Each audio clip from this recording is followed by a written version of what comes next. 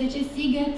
Pentru că am ajuns întâmplător acum 10 ani acolo și este un spațiu pe care nu-l pot uita și pentru că este spațiul care a făcut în conjurul lumii acum 30 de ani cu imaginile copiilor legați cu lanțuri, ceva ce încă atârnă foarte greu asupra imaginii României.